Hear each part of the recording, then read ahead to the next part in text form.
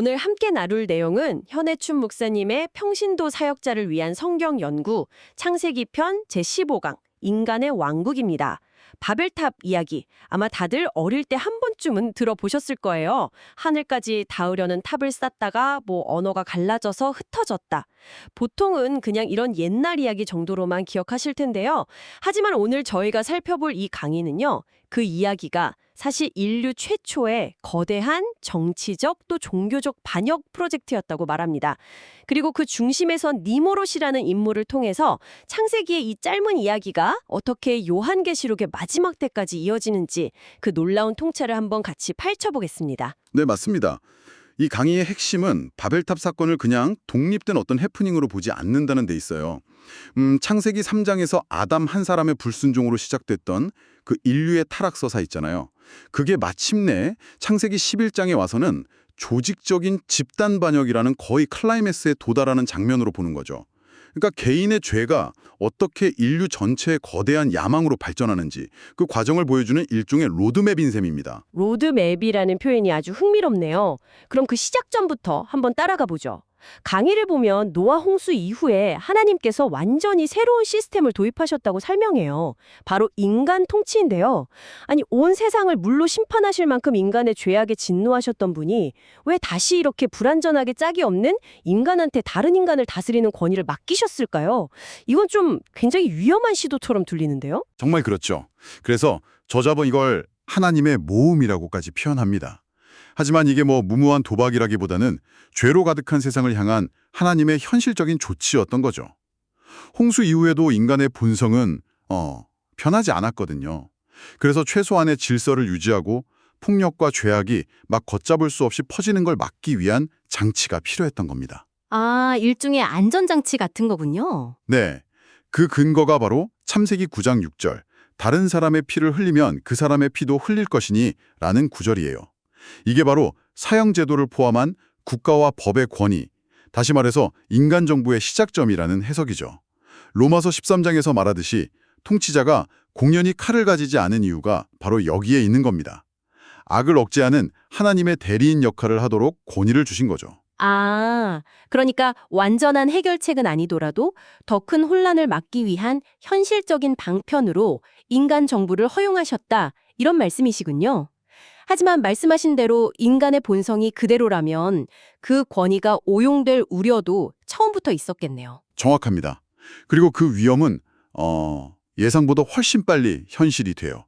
강의는 그 첫 번째 예로 놀랍게도 의인 노아 자신을 지목합니다. 네, 노아요. 네, 홍수 이후에 노아가 포도 농사를 짓잖아요. 굉장히 평화로워 보이지만 그는 그 포도로 만든 술에 취해서 벌거벗은 채 잠드는 실수를 저지릅니다. 이 사건 자체보다 중요한 건 당대의 가장 의로운 인물조차도 여전히 그 죄의 본성에서 자유롭지 못하다는 걸 보여준다는 점이에요. 아, 스스로를 통제하지 못하는 순간이 온다는 걸 보여주는 거군요. 그렇죠. 이게 바로 하나님이 주신 권위와 축복이 어떻게 오용될 수 있는지를 보여주는 첫 번째 경고등이었던 셈입니다. 노아 개인의 실수가 하나의 경고등이었다면 그의 후손대에서는 이게 아예 거대한 화재로 번지는군요. 바로 니므롯이라는 인물이 등장하면서부터 말이죠. 네, 노아의 실수에서 드러났던 인간의 약점과 가능성이 니므롯에게 와서는 거대한 반역의 에너지로 폭발해버립니다. 그는 하나님이 질서 유지를 위해 주신 통치권을 철저히 자신을 위한 권세로 변질시킨 최초의 인물이에요. 이 힘을 이용해서 사람들을 모으고 흩어져 살기를 원하시는 하나님의 뜻을 정면으로 거스르는 거대한 공동체, 즉 최초의 제국인 바벨론을 건설하기 시작하는 거죠. 하나님의 대리인이 되어야 할 통치자가 스스로 하나님 자리에 오르려고 했다는 거네요. 바로 그거죠. 바로 그 지점에서 정치적 바벨론이라는 개념이 등장하는군요. 창세기 11장 4절에 그들의 구호가 나오지 않습니까? 자, 성읍과 탑을 건설하여 그 탑 꼭대기를 하늘에 닿게 하여 우리 이름을 내고 온 지면에 흩어짐을 면하자. 보통은 흩어지지 말자는 말에 집중하는데 강의에서는 우리 이름을 내자, 이 한마디가 거대한 정치적 야망의 핵심이라고 분석하네요. 아주 중요한 지적이십니다. 그 두 구호는 사실 동전의 양면과 같아요. 첫째, 우리 이름을 내자. 이건 그냥 유명해지자는 뜻이 아니거든요. 이건 하나님의 이름을 지우고 그 자리에 인간의 이름을 세우겠다는 선언입니다. 즉 신본주의를 거부하고 인본주의를 이념으로 삼겠다는 거죠. 모든 영광의 중심에 인간을 놓겠다. 네. 그리고 둘째, 흩어짐을 면하자. 이건 땅에 충만하라는 창세기 일정의 문화명령을 정면으로 거부하는 행위입니다. 하나님 중심의 다양한 문화를 이루면서 퍼져나가는 대신 인간 중심의 획일화된 거대 시스템 안으로 모두를 끌어모으겠다는 집단주의 운동이죠. 아, 그러니까 하나님 없이 인간의 위대함을 증명하고 모두를 하나의 강력한 시스템 아래 통제하려는 것. 이것이 바로 니무롯이 꿈꿨던 인간의 왕국의 본질이라는 말씀이시군요. 그렇습니다. 그리고 저자는 이게 단순히 고대의 어떤 제국 건설 시도가 아니라 역사 내내 반복되는 거대한 흐름의 원형이라고 봐요. 인류를 하나의 거대한 시스템으로 묶어서 통제하려는 시도는 계속되어 왔잖아요. 강의에서는 오늘날의 국제연합, 유엔이나 일부 지식인들이 주장하는 세계 단일 정부의 이상도 그 뿌리는 이 바벨탑 정신과 닿아있다고 지적합니다. 아, 그 의도가 선하더라도요. 네, 그 의도가 선하다 할지라도 하나님을 배제한 채 인간의 힘으로 유토피아를 건설하려는 시도라는 점에서 본질적으로 같다는 거죠. 그리고 이 흐름은 마지막 때에 적그리스도가 다스릴 세계 정부에서 그 정점을 찍을 거라고 요한계시록은 예고하고 있고요. 이야기가 창세기에서 요한계시록까지 그냥 단숨에 연결되네요. 그런데 아까 그들의 구호를 보면 성읍과 탑을 건설하자고 말합니다. 강의에서는 이 둘을 명확하게 분리해서 설명하더군요. 성읍, 즉 도시가 방금 말씀하신 정치적 바벨론이라면 탑은 또 다른 목적을 가진 프로젝트였다는 거군요. 네, 바로 그 지점이 정말 흥미롭습니다. 탑 꼭대기를 하늘에 닿게 하자는 말을 문자 그대로 해석하면 곤란해요.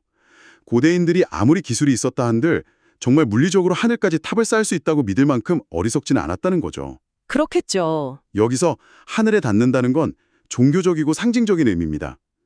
이 탑, 그러니까 고고학적으로는 지구라트라고 불리는 건축물인데요. 이게 사실 신전이었어요. 별의 움직임을 관측하고 점을 치면서 신들과 교감한다고 믿었던 우상숭배의 중심지였죠. 아, 단순한 건축물이 아니라 신적인 능력을 얻기 위한 일종의 종교적인 장치였다는 거네요. 맞습니다. 그들은 이 탑을 통해서 하늘의 힘을 끌어다 쓰고 운명을 통제하고 뭐랄까 신적인 존재가 되고자 했던 겁니다. 이것이 바로 종교적 바벨론의 시작입니다. 강의는 여기서 한 걸음 더 나아가서 아주 대담한 주장을 하는데요. 이 바벨론의 종교 체계가 요한계시록 17장에 등장하는 음료이자 모든 가증한 것들의 어미인 클 바벨론의 기원이라는 겁니다. 음료의 기원이요? 네. 전승에 따르면 니무롯이 죽은 뒤에 그의 아내인 세미라미스가 니무롯이 태양신이 되어 부활했다고 주장해요. 그리고 아들 담무스를 낳아서 그가 니무롯의 환생이라고 신격화했습니다. 여기서 바로 어머니와 아기를 숭배하는 사상이 탄생했다는 거죠. 잠깐만요. 그럼 여기서 시작된 그 어머니와 아기 숭배 사상이 다른 여러 문화권에서 발견되는 뭐랄까 여신 숭배나 신성한 아기 숭배 사상의 원조가 되었다는 시각인 거군요. 예를 들면 이집트의 이시스하고 호루스처럼요. 이거 굉장히 거대한 연결인데요. 네, 바로 그 점을 지적하는 겁니다. 이 바벨론에서 시작된 신비 종교의 원형이 각 민족의 언어와 문화에 맞게 변형돼서 전 세계로 퍼져나갔다는 분석이죠. 그래서 요한계시록이 바벨론을 땅의 음료들과 가증한 것들의 어미라고 부른다는 겁니다.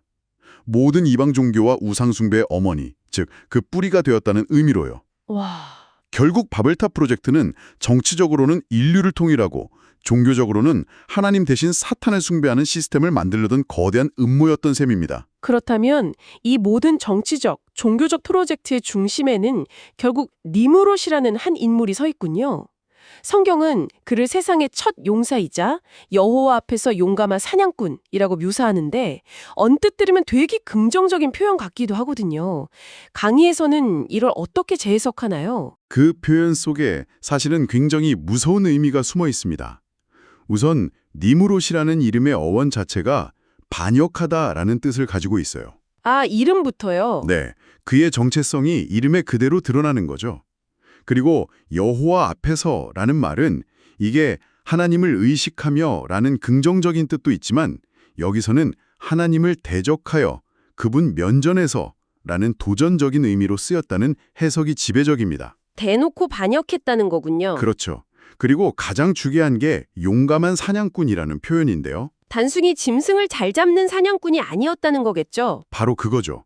그가 사냥한 것은 맹수가 아니라 사람들의 영혼이었습니다. 강력한 카리스마와 힘으로 사람들을 휘어잡고 그들의 마음을 사로잡아서 하나님에게서 돌아서게 만들었던 거죠. 사람들을 규합해서 거대한 반역의 무리로 만든 일종의 영혼의 사냥꾼이었던 셈입니다. 하나님께 가야 할 영광을 자기가 가로챈 거네요. 네.